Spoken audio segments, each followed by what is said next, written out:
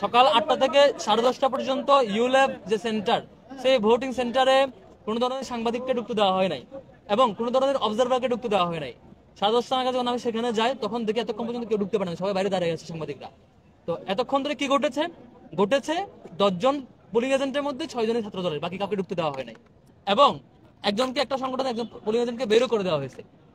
তারপর এই ঘটনার পরে পরে দেখি 21 হলে ছাত্র দলের পূর্ণাঙ্গ প্যানেলে ভোট দিয়ে এক কর্মকর্তা, সে হচ্ছে ব্যালট বক্সে ব্যালট দিচ্ছে। এটা ধরা খাওয়ার পরে তাকে সেখান থেকে অব্যাহতি দেওয়া হয়েছে, সম্ভবত চাকরি থেকে অব্যাহতি দেওয়ার কথা।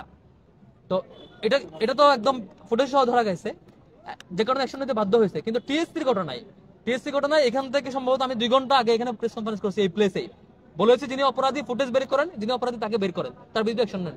হয় মেয়েটা অপরাধী, নয় স্টাফ অপরাধী, কর্মকর্তা অপরাধী, যে কোনো একজন অপরাধী। কারণ 21 হলে যে ক্রাইম, 21 হলে যে ছাত্রদল কর্তৃক তারপন্থী দল বিএনপি পন্থী স্টাফদের নিয়ে পুরো ভোট দেওয়ার যে চক্র, সে অপরাধ চক্রকে থামানোর জন্য, লুকানোর জন্য এখানে একটা নাটক মঞ্চস্থ